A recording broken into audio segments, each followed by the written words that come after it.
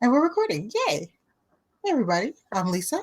I'm Chris. And this is the Knit Studio podcast. Yay. Number 18. You can tell me any number. I know. I probably will in the future. See her planning it? Okay. I'm just acknowledging that it might happen. How's it going? I'm still waiting for my mohair from Denmark. Oh, that's right. The Denmarkian mohair. Yeah. Yeah, it's a fuzzy sweater. It's just chilling, buzzing out in a bag. Which I put it in a black tote bag, so there's fuzz all over the inside of the bag now. Oh, that's right. Oh my God. Okay. But yeah. Whoa. All right. That's the update on the fuzzy sweater. Update on the fuzzy sweater. All right. We will take turns then. I have some sock to show you. Oh, Tarsha. Here is my Alvar sock from my book, 52 Weeks of Socks. And I have actually, let me move some of this out of my way. You have like all your projects in one thing? Yes. Oh my. I have a toe on this sock, and I have the beginning of a foot on that sock, which amuses me to no end. So okay.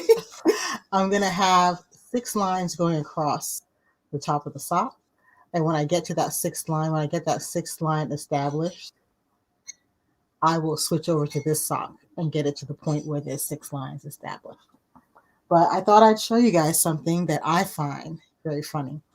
So last week, if you were here last week, I was winding the bobbins for this because I'm like, okay. So I tried 2 different types of bobbins. I tried just making yarn butterflies, and I used official bobbins. A little blue plastic one. Hated it. Absolutely hated it because the weight of the yarn in the butterfly all accumulated at the bottom, and the weight of the yarn in the bobbin just caused a lot of swinging and tangling, and it was just getting on my nerves, and it was breaking the flow of my knitting because I kept having to stop and untangle a bobbin out from somewhere. So I was like, okay, there's got to be somebody out there with some advice. And my mind first went to Kay Fassett because he is famous for designing intarsia. And so I looked around and I actually Googled Kay Fassett on intarsia bobbins. And that was my Google search. And what I found was Kay doesn't bother with bobbins at all or tying the yarn up. He says, knit from the tangle. And that's exactly what I've been doing. Look at Crystal's face. Roll back 3 seconds, you'll see it. So that's exactly what I've been doing, and it's been great. I imagine this working for, like, you just need enough yarn to do those tiny little lines. You're doing a sweater with like a big old design. Well, here's the thing. One of the people whose blog posts I read was working on a blanket that had 200. No, was it 200? Anyway, 200 something. But it was a lot of ends, okay? So Kay says, and she referred to Kay Fassett too. Make your intarsia yarn about 2 meters long. For Americans, what is that, about 3 feet? Is it 6? Oh, well, 6 feet. I'm not metric, sorry. About 6 feet of yarn. And just keep the closest part to your work clear. It is going to tangle up on itself, but the nice thing about this tangle is any string I need, I can just pull that one up and work with it. And my flow just improved. Everything has been okay. I'm a little worried about this down here, but anytime this gets to me, I just straighten it out. And I think it's just because I'm not used to working from a tangle that I don't want it to be tangled, but it's not like knotted or anything. Okay. And honestly, I haven't even paid attention to the bottom of the tangle. This is the first time I'm doing it because now I'm looking at it, so it got to me. Yeah. Because the tangle can sit in my lap. It's not, when I was using the bobbins in particular, the yarn was actually spinning. And because it was spinning and turning around itself, it was getting hooked in my needles. It was getting hooked on each other, and I couldn't even pull it up to use it. But knitting from the tangle, I don't have any of those issues. This yarn is not spinning, it's not twisting, it's not doing any of that stuff. And it's just there when I need it. Let me tell you what colors I'm using. Okay, I'm just going to give you like the color because I don't remember the exact color names. So I'm working in Angora lace, and I believe the solid gray is called Slate. And I don't remember what the multi-gray is called, but it's a multi-gray with white in it. I don't think you can get that anywhere now. It's a discontinued yarn, and that was like one of the first colors to sell out. Yeah, this color is actually gone, but I absolutely love it because what I wanted was a neutral gray sock that wasn't boring, and there is absolutely nothing boring about this. I've got stuff happening, but I'm playing with pattern rather than playing with color. So when you get a chance and you want to try some intarsia, and that's the other thing I was going to suggest.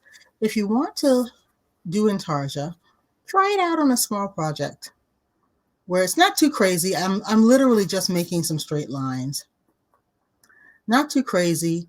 If you want to learn intarsia, this might be a nice little project to start out on, especially if you already know how to make socks. You'll only be learning to manage the intarsia. That's it, and I'm doing this pair on my Flexi Flips, which are wonderful for doing socks. She looks so disapproving. I know. I'm just, okay. I imagine that being an issue at times, depending on what you're working on. I feel like with the sock, maybe you can get away with it. No, this one was making a blanket, and it was wide. And she had ends going all across the bottom because it was like a series of triangles. You know what? When I do the show notes, I will link to that article so you can see the blanket she was doing. I was like, oh, wow. So that actually inspired me because I was like, if that can work for that many ends, my little 6 or 7 is going to be fine. Okay.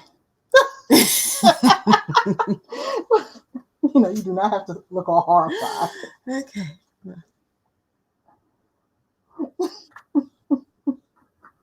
What else do you have for today, Chris? Nothing. I finally started my purple vest because I've been procrastinating. So I have like an inch and a half. I didn't make my schematic. Every time I thought, oh, you should, draw out your schematic. I just didn't. Mm-hmm. So I finally did it last night. Because I had to, get a shirt and measure and figure out where I wanted it to hit and all that stuff. Mm-hmm. But yeah, so I kind of sort of, when you start your homework the night before it's due, that I did that. Yeah. With my vest, so it's like just barely anything. But I'm looking forward to making something that has no sleeves. So I'm very happy. So this is vesty right now. Ooh, I love that stitch pattern. A little textured stitch. Oh yeah, look at that. Love the stitch pattern. But I think I'm going to do some contrast with a solid gray. So, and this is an Angora from Kelborn Woolens. Yeah. So yeah, I just decided last night that it needed some contrast. So I'm working this into. I think I'm just gonna do like a big color block on the front and then do like all the trim in the gray. But we'll see. I'm still making it up. Did you sketch it that way? I did. How did you like the sketch? It's okay. I don't know. You know what happens? I told you I just came up with that last night. And then this morning I had another idea. And now I'm like, well, maybe I want to do that. I was thinking to work, I want to learn intarsia. And I was thinking to maybe do a little bit of intarsia. But you can put your initial on it. I don't know. We'll see. I don't know. I might just keep it simple.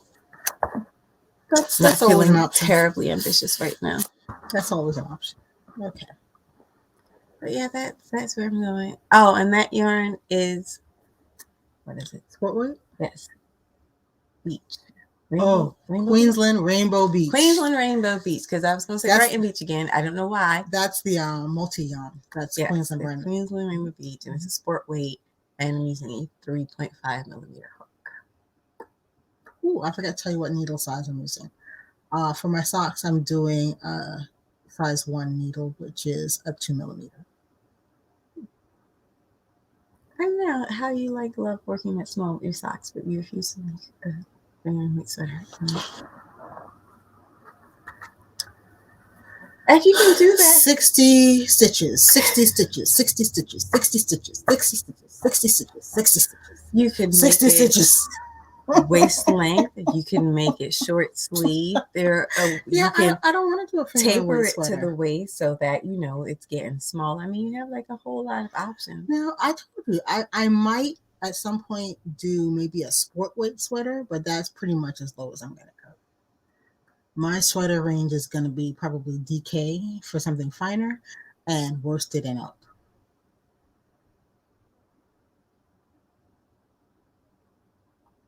Yep. Oh, you?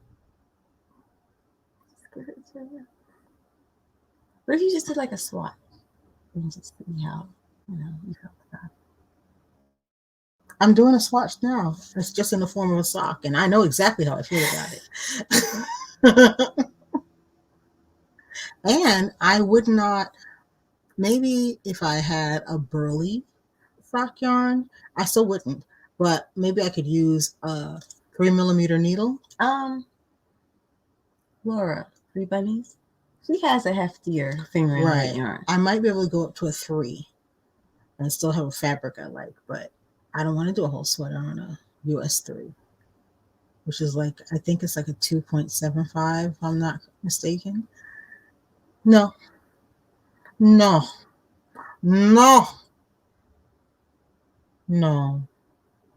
get it there, guys. Nope, never will. But that's okay.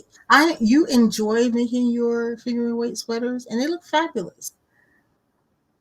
But everything's not for everybody. It's just such a nice fabric. I love my fabrics that I'm getting. I love my fabrics. But it's very, very light as a knitted fabric and a fingering weight. You doing the sweaters out of just all mohair and kind of see-through? Actually, I have a see-through mohair sweater planned. You have a bigger size mohair? Well, mohair you don't have to knit with that smaller needle. You want to see the sketch? All right, it's a start, I guess. Because I did a sketch. I'm sure you did. Okay.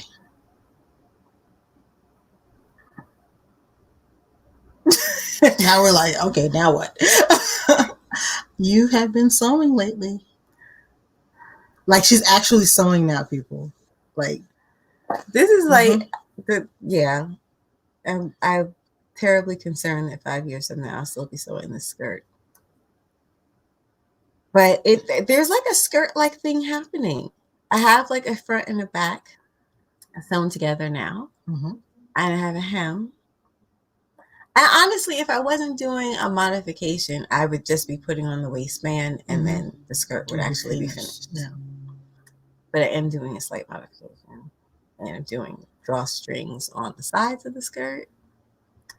And so I made the drawstrings, and then I made the little channel that the drawstrings are going to go into. And so hopefully today I'll actually be stringing the drawstrings, and then once that's done, it'll just be a matter of doing the waistband. Yeah. And then I'm going to need to rest and recuperate. It's been very stressful for me. Y'all need to understand, I have never touched this sewing machine before. Not once ever in life. So I'm trying to make a thing with a tool I have zero experience with. so far it's going okay. We still have the instruction manual. That's very helpful. Yeah. But I just find the process very intimidating. I do. But you're making it through. I mean, she had something she could put on yesterday. So that was great strides forward. I feel like it looks like, like, and not as finished and polished as like I would like to be able to work. I know that it's like my first thing and blah blah blah. Whose first thing is polished like that? I bet there are some people that are very annoying. No, nobody. Nobody ever born. No. But yeah, you know what? I have to see Winston. When I am crocheting, because it's something I've done longer, I can see the finished product, and I can see when my work is like going astray, or I need to make a change or adjust something. Mm-hmm. I just have more, I don't know if intuitive is the word, but I just have a better understanding. Yeah, you have more experience. My crochet. Yeah. So I'm a little more confident in that area. Sewing, I'm like not sure that I would always know if something was going wrong until it was much too late. So I'm just like, I feel like I'm trying to like make my way through the Temple of Doom. I'm just waiting for like the big stone ball to come. Yes, that's exactly how I feel sewing. Mm-hmm. That is it exactly. That's sad, but I'm still like it's happening making the skirt. But then there's a shirt. It's happening because I decided I want to make it like a whole outfit. And you didn't have to recut the skirt even once. I didn't. So that's a victory already. Because I've been mocked a little bit about how much fabric I bought. How many yards did you buy? I think it was only 5. But like I said, I wanted to have enough fabric to make the whole outfit twice because I really anticipated disasters. And Mom and Lisa keep saying, well, what do you think is going to happen so terrible? And I'm like, the machine's just going to burst into flame. That's not how sewing machines work. Okay, you're more likely to drop the sewing machine on your foot than for it to explode. If we're talking about an absolute worst case scenario, that's mine. But that's highly unlikely. So I just wanted to be prepared for all eventuality. So of course, when it bursts into flames, the skirt would burn up, and I'd have to make a second skirt. Don't forget, we have that ABCD fire extinguisher. Okay. So we're covered. I don't think I would make any time to get the fire extinguisher and then put out the machine and the skirt. So I would, in that circumstance, have to cut out a second skirt. Yeah, absolutely. But thankfully, that has not happened. Not even once. But, the skirt's not finished yet, so. But once you get your waistband on, we got to take a picture, so folks can see how it went. No. Okay. Only one step at a time. Don't jump steps ahead. Because right now, there's no waistband. She's stressed. I am. She's stressed. Literally just thinking about it. By the time I'm done, because I've been going at a snail's pace. She made fun of me. She said, I've never heard someone sew for so slowly for so long. In my defense. What is your defense? I did not know that you were doing some sort of specialized stitch that went over several times. Because I know, especially when I got into sewing, after a while, I'd be like, let her rip, and my machine would sound like a machine gun. The machine was going. I haven't gotten to after a while yet, have I? I was like, oh, she's just getting started. I'm using a triple stitch so that basically each stitch it makes, it does it 3 times. And I did not know that. Because somehow that's better for stretchy fabrics. It preserves the stretch. And I must say, your seams are perfectly smooth. That it really worked. It really worked. I'm just figuring it out. But let me tell you something. If I didn't have Mom to help me, I wouldn't be making a skirt. Because the little piece of paper that comes in the pattern, did y'all know this? That thing is pretty much useless. And the instructions, I hesitate to call them instructions. IKEA makes better instructions. So if I was just to take that piece of paper out all naive and like, oh, here's my instructions, and I'm just going to follow these like they're listed ordinarily, and I'm just going to do what it says in order, and I'm going to have me a skirt. No, I would have me and a puddle of fabric crying on the floor. Sewing instructions presume that you know how to sew. They do. They presume you know a lot of things. Yeah, a lot of things. It's not like, you know what I always compare that to? If you follow a Martha Stewart recipe, Martha Stewart assumes you don't even know where your kitchen is. And she tells you everything you need to know to complete that recipe successfully. So where a recipe might say blanch the tomatoes, she will explain to you, oh, this is what I mean when I say blanch the tomatoes, if you don't know that term. Helpful. And sewing instructions don't do that. No. When I was sewing years ago, I had gotten into this brand of patterns called Marfie. I bought exactly one Marfie pattern because once you've looked at the picture of the thing in the book, that's the last time you see the picture of the thing. It's not on the pattern envelope, and it's not in the pattern anymore. And basically, there's no seam allowance. You have to plan your own seam allowance. They assumed you knew exactly what you were doing. So, yeah. Oh, and the pieces are... I feel like they could very simply print on the envelope, know how to sew. Yes. You know, just to warn people, because if I was just on my own, blithely going to a store and picking out a pattern, and then I would get home and be like... But that's why some of my sewing books are actually quite old. They're from the time when I was sewing, because I needed more information. Yes, I need more information. Yeah. So let me tell y'all. So the skirt calls for a 1-inch elastic for the waistband. So I go through our sewing supplies. We don't have any 1-inch elastic. We have 3/4-inch elastic. And I was like, but I can use that, right, Mom? And Mom goes, well, is it waistband elastic? And I'm like, what the F is waistband elastic? She's like, elastic you use for your waistband. So I'm like, well, then what's the other elastic called? And she goes, elastic. Yeah. Where would I go to find out that there's waistband elastic? Because this little piece of paper, this one sheet of paper that is trying to be all things to all people and is really nothing to no one, it didn't say, oh, use 1-inch waistband elastic. It said use 1-inch elastic. So how would I even know that I didn't know? Waistband elastic is an upgrade. You could use regular, just plain elastic, but if you knew, you would buy waistband elastic. I am because not it won't with roll. The in crowd. Apparently, I don't get to sit at the cool kids table. But you're in the lunchroom now. You know, so, you get there. You get there. Oh, I don't know how people are learning to sew on their own. I guess, you know, YouTube is a big help, but yeah, where do I read the words waistband elastic? Like, how do I find out about such things? And now I'm like, what other tools do I not know about? And I'm panicking. You know what? I'm going to put in the description bar a couple of really good books that are great for guidance.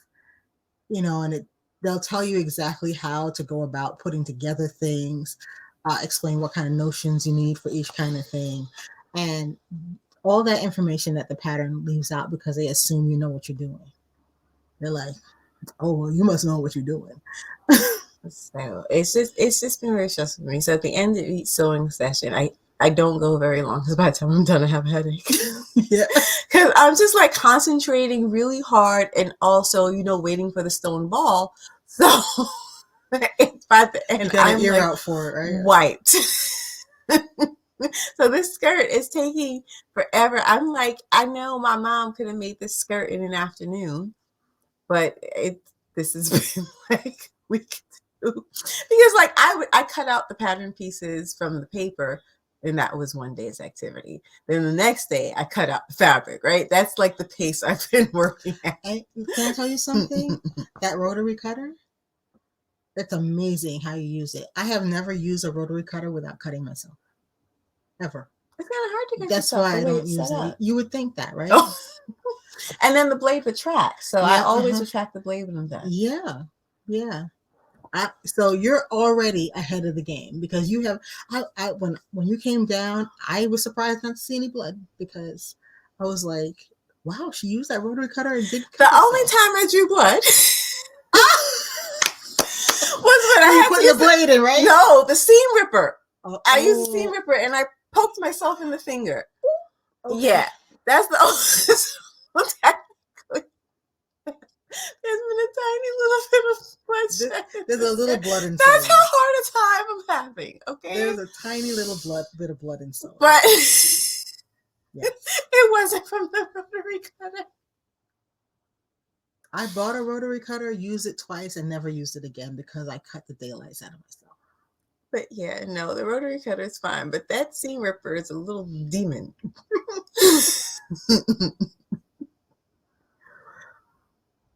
But I did not get any blood on my fabric, so I was really happy about that. Onward to the waistband. Anyone who wants to volunteer to put in the waistband can go ahead. Like if you just feel like, you know what, I haven't done a waistband in so long. Let me just like try my hand at this. Feel free. I will not be offended. The silence is deafening. What you looking at? What's on the ceiling? So there's something. So that's how sewing's going. Well, I do have one last piece of knitting. I'm very happy with my blanket, so I wanted to just bring it out and show it to you guys. It's getting big, and I like it.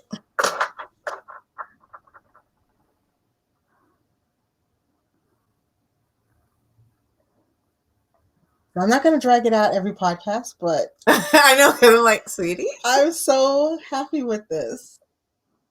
So this is the ideal blanket for me, okay? If I skip a couple of days, it's no big deal to catch up. I have skipped a couple of days and caught back up. I just write down the temperature for each day.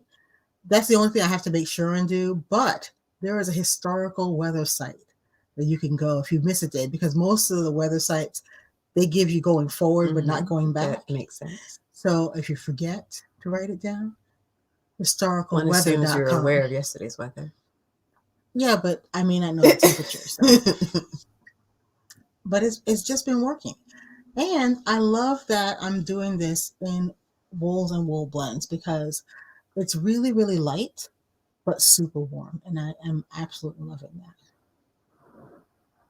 But like, come like July or September, are you still going to be like into it? I feel like. So far, it's been more than a month. I don't think I'd want to work on one project for that long. You know what?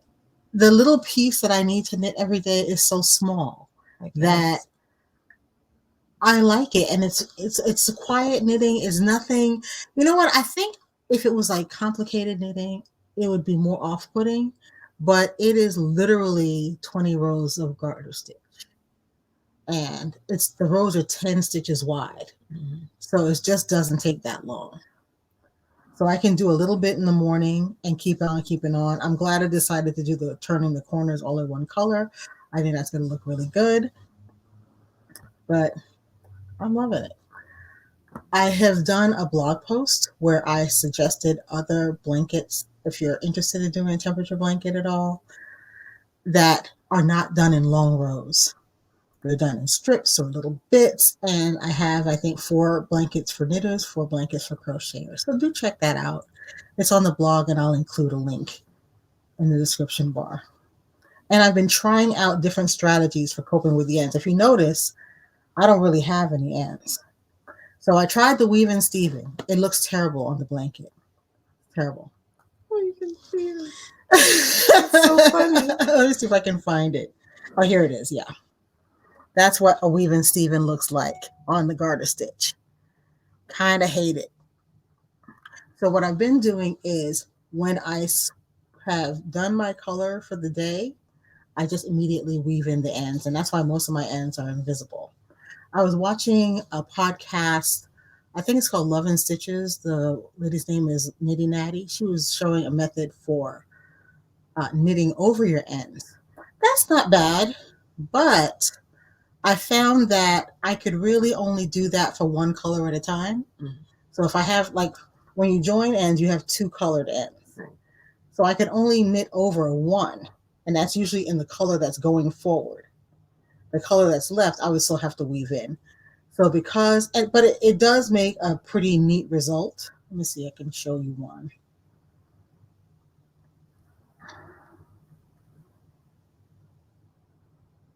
It's so neat, it's hard to find. Let me see. Oh, I think this might be one. No, I can't find it. It's pretty neat. But like I said, I can only do that with the color that I'm adding on, not the color that I'm coming off of. So because I can't do it all the time, I'm just going ahead and weaving them in with a needle like I normally do. But I am going to link to her video because it's a really cool technique and she shows several ways to do it. And if you have a piece that you're working on that's going to have approximately 12 billion ends, you might want to try one of those techniques to kind of knit them in as you go. So that's been the only point where I have to think about with this blanket is, okay, what am I going to do with all these ends? And so far, weaving them in is just, oh, here it is. Okay, great. So that's what it looks like when you knit over. So you knit over, I go ahead and knit over the whole row as long as I have the end, and then you just snip it off. And that kind of works it into the fabric, so it's very unlikely to pop out. It's a neat join, but it didn't work for all of my ends. I was going to be looking for this later if I didn't put it in the work right now.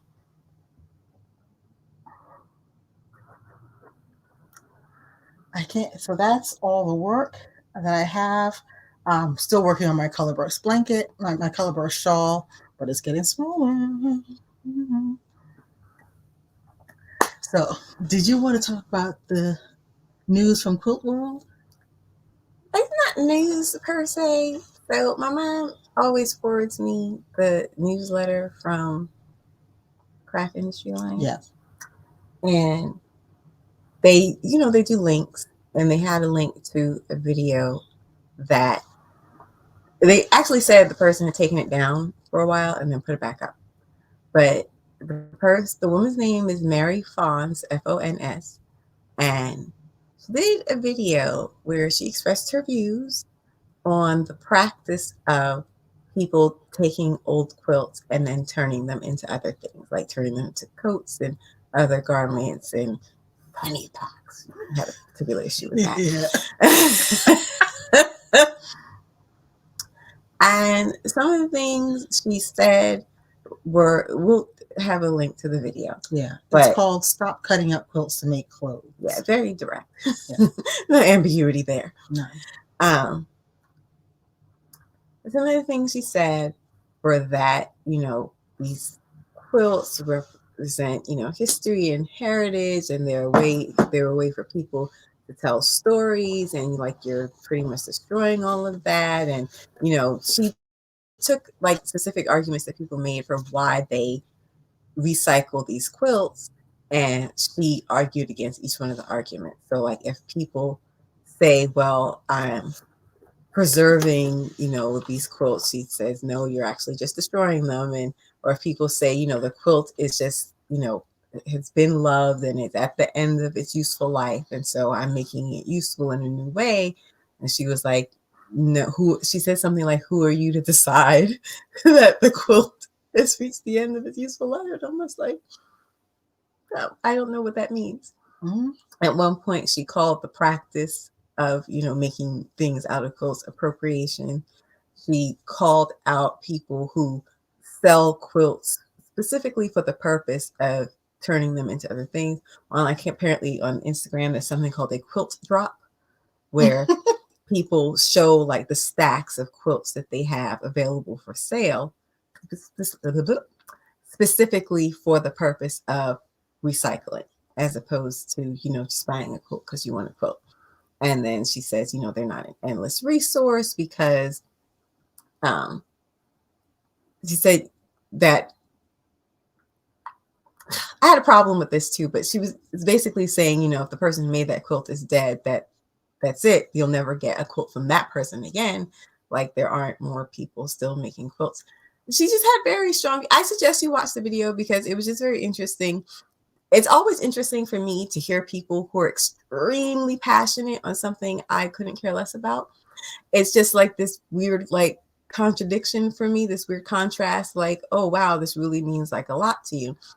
But my main, like, you know, she has her strong views and like that's fine. I don't like have any beef with the woman over what she had to say, except for what she said at the end of the video, where she said that she kind of lends this as some sort of attack on women because women are the majority, she says, of quilt makers. And she said that people were literally cutting up women's history.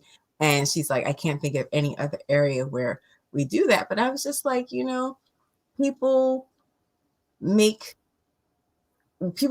whole buildings and make new houses out of them. People take old books and turn them into art. People take old clothes and turn them into things, take their old wedding dresses and turn them into things. People take old car parts and use them to rebuild other cars. I mean, I don't mean to be macabre, but we take whole organs from people and transplant them into other human beings. So this idea that like quilts are the only thing that ever get reused or repurposed or recycled or turned into something else specifically because people want to like attack these creations by women, what's kind of nonsensical to me. And for me, it just calls to attention the fact that sometimes we have such a deeply held belief that we can lose track of reality over this belief, because this idea that like it's not common practice to just turn old things into new things. And I don't know why she feels, I mean, I watched the video and I still don't understand why she feels that quilts should occupy some sort of special space where that's like the one thing we never, ever, ever, ever recycle or repurpose, except that quilts are her thing. Like she makes quilts, I guess, and she likes quilts. And I guess she's like some sort of like quilt historian. So she specifically like studies like old quilts and I guess techniques for making quilts. I don't know.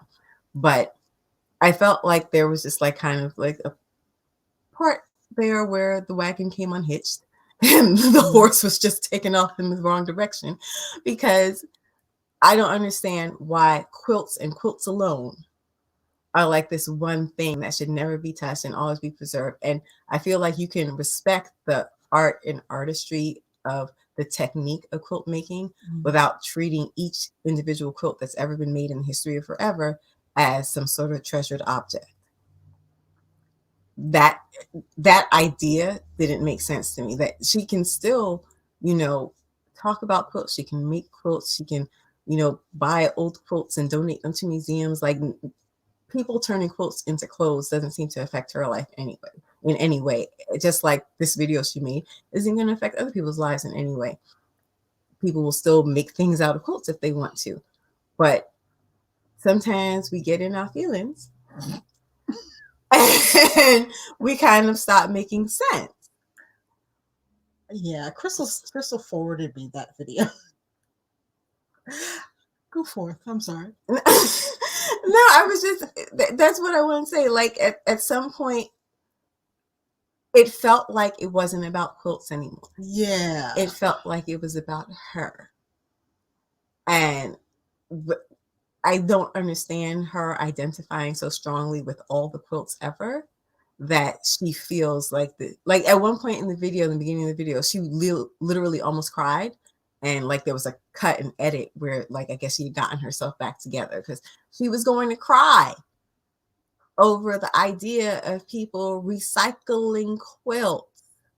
And I just like, on like the very long list of things that make me cry, this is so far down that I'm just like, I can't really understand it. Like I said, it's just really interesting for me to hear from people who have these strongly held views on things that I don't feel strongly about.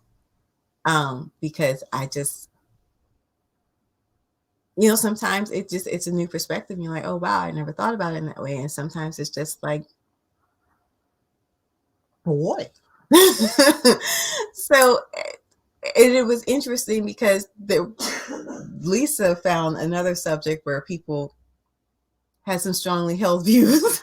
You know what? Before we move off the quilt lady, though, I did want to say that I thought that recycling the quilt into garments and toys and bags and other things was actually a great idea, because I've heard people, we've talked about this at Sit and Stitch many times. People go to thrift stores and they see beautiful handmade objects sitting dusty, unloved, unused in a thrift store. And sometimes they buy it just to rescue it when they have no real use for it. So there are knitted and crocheted objects. So it sits in a bin in someone's house, just like it sat in a bin, right? In the so store. I think giving these quilts that would have ended up in a landfill a new lease of life, by making them the clothes, is wonderful. In Mary's defense, she wants to protect and preserve and rescue all the quilts. She just wants them to always stay quilts forever. Yeah. You made a quilt, you bought a quilt, you inherited a quilt, you have your quilt in your house, you minding your business, but don't you dare turn that quilt into something else, because it offends Mary. But that and it flies also in the face of how fabric used to be used. I was talking to Mom about that when we were talking about the video. Because where did fabric from the quilts come from? Mm-hmm. Other things. Unless you're a modern quilter who buys fabric especially for quilt making. And you would think someone, steeped in the lore of quilting would appreciate that fact. And fabric used to be a very precious thing. So it got used, it got reused, and that's why things got cut up into pieces. Because you took the good parts. You took the good parts and reused it. So I think it's a much more sensible thing than what we do in the fast fashion world, where millions of clothes are made every year and millions of clothes don't get sold. She's like, yeah, take other clothes and turn them into clothes, just not quilts. Right. So that's I didn't understand, because she's also objects to fast fashion, and I agree with her on that, because it's very wasteful. So if something is being reused, it's better than nothing being reused, One would think. So, but I wonder, mm-hmm. wonder if there's a class issue at play, just because if you have a certain amount of money, you can preserve things. You can own things that you never use. You can have that dining room that you don't actually eat in because you have another dining room where the family actually eats. You can have the living room no one sits in because your family also has a den, and that's where you gather and watch TV. So if you have enough money to have an object that you never use, and you can afford to do that, you can afford to buy things that are just meant to be in your personal household museum, this perspective perhaps makes a little bit more sense, as opposed to someone who needs, the majority of their dollars to actually be useful. Yeah. And I just wonder if Mary had considered that point, because when there was a part of the video where Lisa didn't get to finish watching the video. There's part of the video where she's giving you alternatives to turning old quilts into things. And one of her suggestions was, you can just hire someone to do quilting for you. And I was just like, you can do what? Where am I getting the money to hire an artisan? She used the word bespoke. Yes, bespoke. Yes. And I was just like, where am I getting the bespoke money from?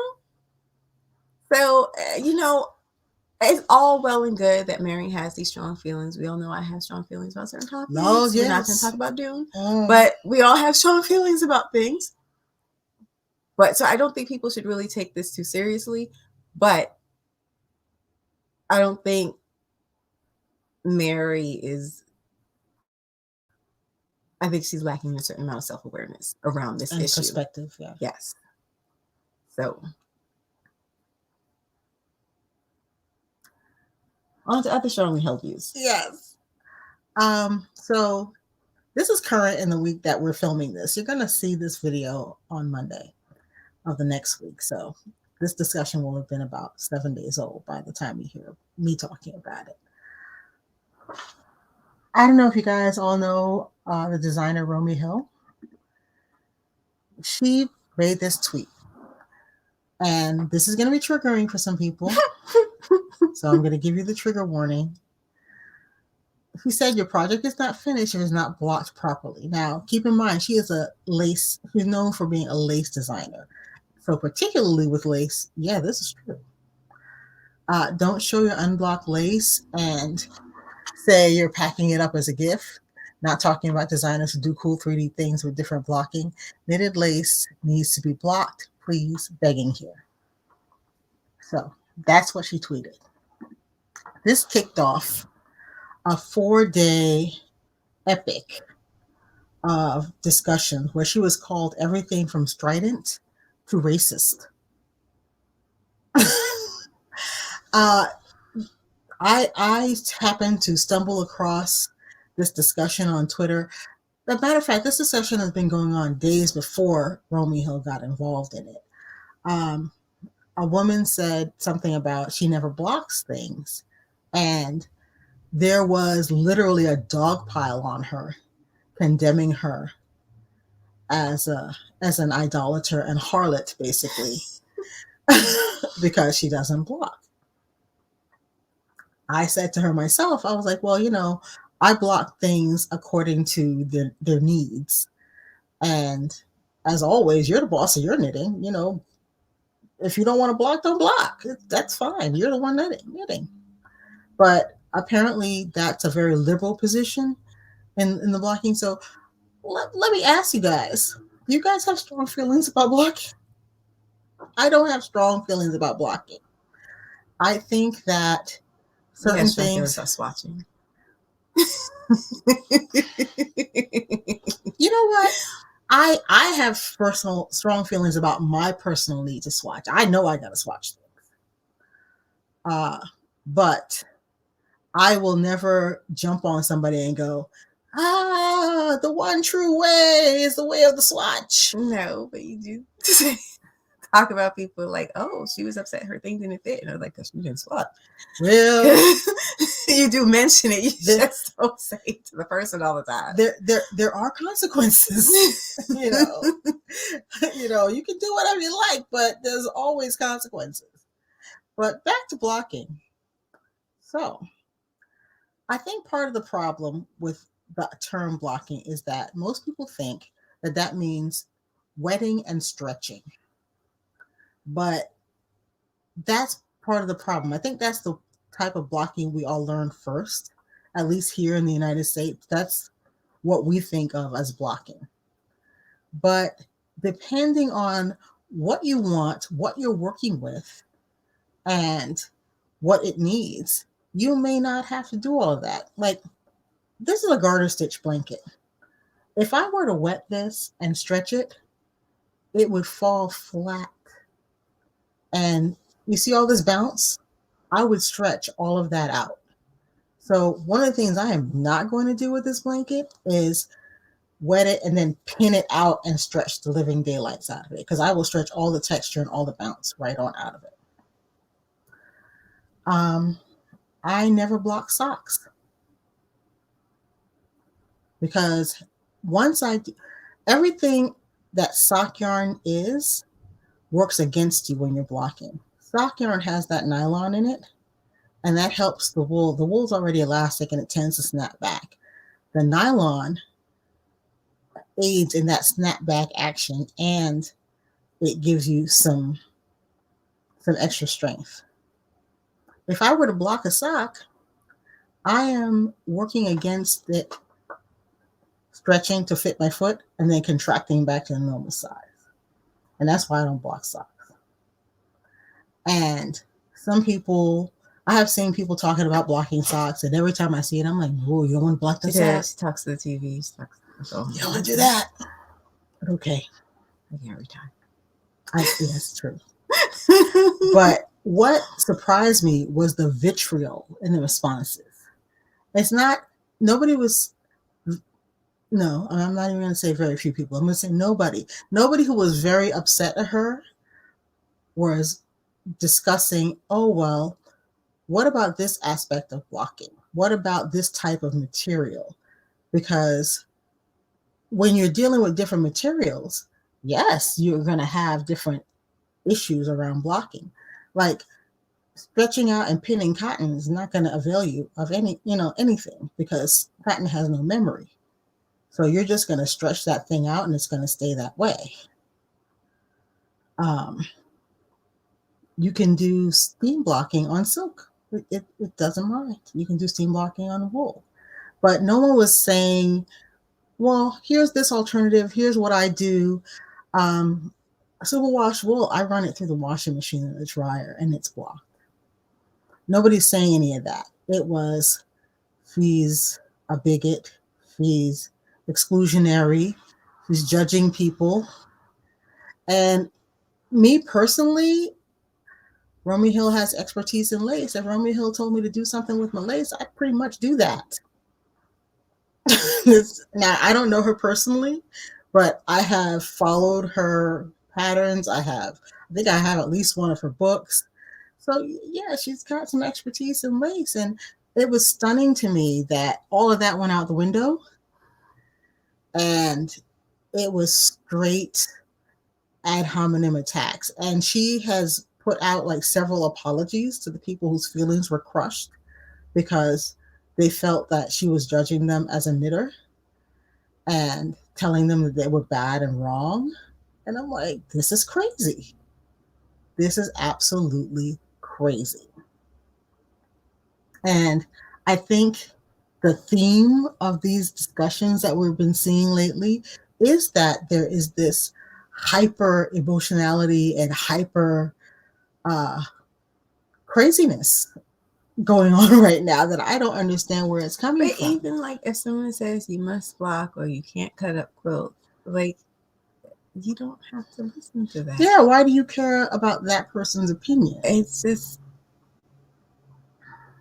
like take what you can use and leave the rest. And I'm not really clear on how something that, again, that I consider very benign, like I don't knit and I don't do any lace knitting. But from seeing Lisa's knitting, yeah, I've seen her block lace and like that's kind of looks like the thing to do. Because that you made a shawl out of the art yarns. Yeah. And the before and after with the blocking, it was like a world of difference. Yeah. But the emotions run so high over the smallest of things. And I don't know if the internet just makes it more visible to us or if it's actually increased because people now have the internet as an outlet. But particularly in craft space, I'm just like, you make things and you like making things, just make your things. But that's why it's hard to even have serious discussions because I don't consider blocking or cutting out quilts a serious discussion of any kind. There's several good books. If you really want to learn how to block your stuff, you could probably find a good book. When I was interested in learning more about how to block things, I started following dry cleaners on YouTube. They block things? Yeah. If you have really fine sweaters, you can take them to a dry cleaner. Oh. They will hand wash them. See, I don't buy really fine sweaters, so I didn't know that. Yeah. You see what I'm talking about? You have a certain kind of life. You know certain things. Exactly. But to me, that's nothing to, attack someone's character over. I mean, Romeo Hill said that even colleagues have chimed in that they no longer want to work with her. And people have said, I don't want to buy your patterns anymore. Because she said to block your lace. Because she said block your lace. And I'm like, yo, it's tripping. And I know some of that is just the heat of the moment. But why did that moment get so hot? Because this was not a serious discussion. A young man was just murdered in Minnesota. That's a serious discussion that I would imagine you would get. I would see people getting really upset about. But block your lace, I beg you, please. This is the world we live in now. Yeah, and I don't understand where that's happening. I had to give up social media because I can't. The thing is, like, if you are on social media, if you're on Twitter or Instagram or whatever, and one person puts out their screed over blocking or quilts or what have you, you know, that person may not be aware that like 17 other people have published their screeds that day. And if all of that comes across your timeline, it is exhausting. Especially for me, I'm like a tech introvert. Like I didn't like the more I learn about what an introvert actually is, it's just like, oh. Yeah. Like, oh, might have a package. Okay. I can't. No, let me go get it. Yeah, I can't do all of that every day, and that's what it seems like social media has become. It's become the place for airing your grievances, and yeah, I can't keep up with that. So I'm like on a social media hiatus right now. I don't know if I'm ever gonna go back, but I don't know what it is about these platforms where we are typing with our thumbs that makes things seem so much more important.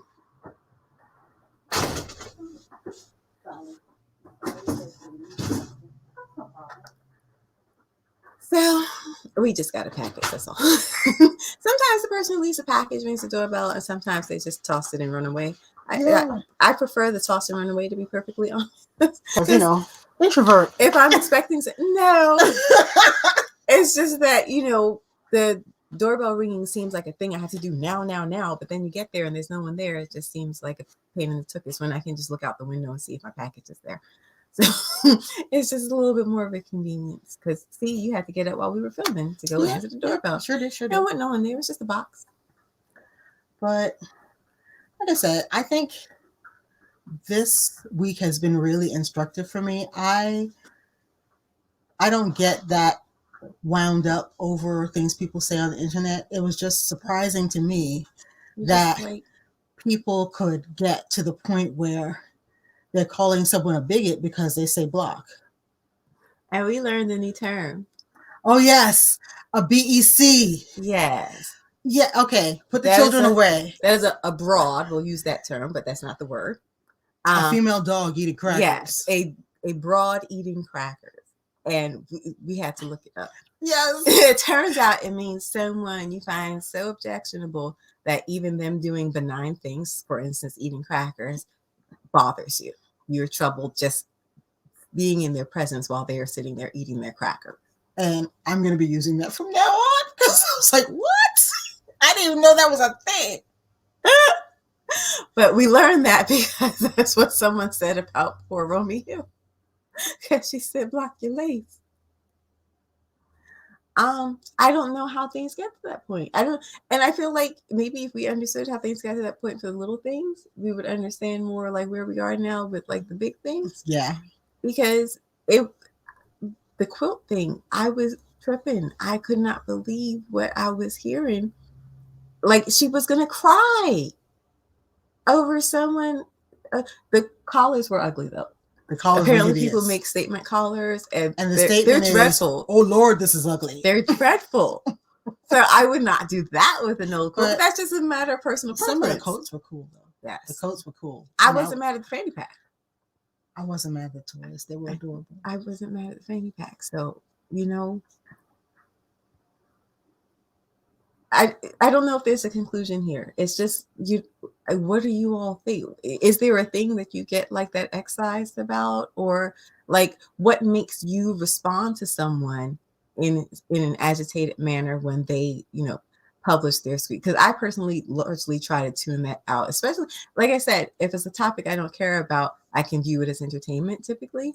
But if it's something that does actually it means something to me, yeah, it can get you like agitated for reasons that like I don't know that I understand, because I'm just like, I don't know this person, I'm never going to meet this person, I'm never going to interact with this person.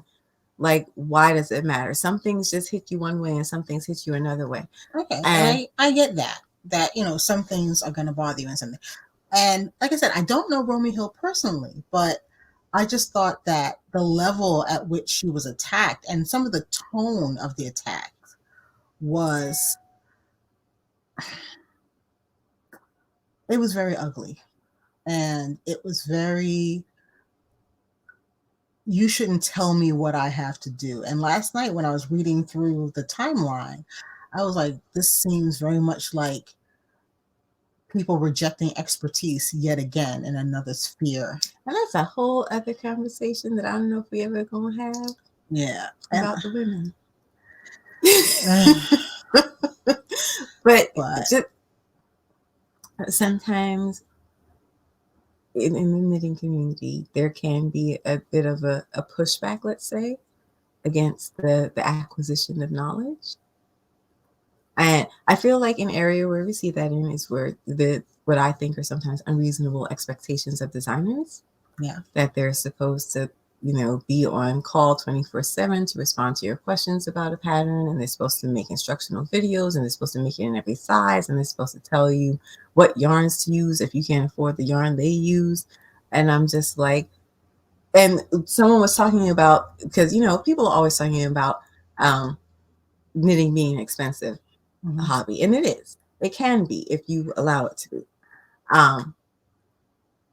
And someone was saying they wanted designers to give them alternative yarns to use, and one woman actually said in an Instagram comment, well, I don't want to have to look that up myself.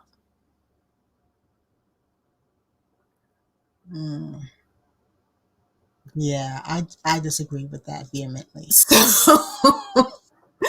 And I think that was the nerve that was struck specifically with this thing with Romy Hill, that people were made to feel like they were lacking in knowledge. People who were lacking in knowledge were made to feel like they were lacking in knowledge. And it's not an issue not to know something, because that's where we all start out. I told you about my sewing, right? And I tell people, what's waistband elastic? All the time. When I taught myself to knit, I knew nothing. I didn't even know a knitter to ask a question of. So when I misunderstood the instructions in the book I was learning from, I learned to knit backwards, thinking I was knitting the whole time. I knit like that for 2 years, not knowing that I was knitting in a completely oddball way. And taught other people how to knit. I taught 3 other people how to knit, knitting backwards. But when you took a class and the teacher told you your stitches were all twisted, did you call her a racist? No, okay. I did not. I said, which one? She said, all of them. She goes, girl, all of them. So she was really kind. She was like, it was a class on something else altogether. It was a class on joining seams. So I was learning mattress stitch and all that sort of thing. And she said, you know what, just stay after class. We'll talk. That was nice of her. She was really kind. And it was at a Vogue Knitting, so she was tired. Ooh. But she got me like straightened out. Untwisted your stitches. Untwisted my stitches, yes. But that's what I'm saying, that part of the journey of knitting, the part of the journey of crafting, at least for me, was always about learning and being open to learning. And I think that it is a problem that there are people who are not open to learning. And somehow, I don't know, I don't know what it got tangled up in, but it got tangled up in other things, but not learning. So there was that vitriol that, how dare you judge me? Because that was the other thing she was told she was. She was a BEC. I don't know if you say BEC or you say Beck. It was all capitalized, BEC. So I'm going to say BEC. I think that was just an abbreviation. I think most people say broad eating crackers. Oh, okay. Racist, elitist, all kinds of things. I was like, you can go look and see. You'll see what I'm talking about. So I don't know if this is just part of the general strain of ugliness that's running through our society right now, that anyone you disagree with is automatically a villain. not someone with a different opinion on things that are, that are opinions. I feel like there's a fundamental lack of understanding about what an opinion is. Yeah, because once we're not talking about facts, because facts are the same for all people. Oh, they know. If I'm looking at a square, you're also looking at a square. Yeah, a square has a definition. I feel like that's oppressive. It's an equal-sided quadrilateral. Oh, that sounds wrong. I know, right? But opinions are different things that we can look at in different ways. And I think, at least for me, the way to work my way through to my opinion is to test and try things out. So with that said, I'm going to say don't block socks. Do block waist. Do block waist. And cut up your quilts if you want to, honey. Exactly. It's your quilt. Just reuse that fabric. Just go all Michael Myers on it. Anyway, we'll link to all of this in the description bar. Everybody, have a good week. Keep on trucking. Block if you want to. Stay stitching.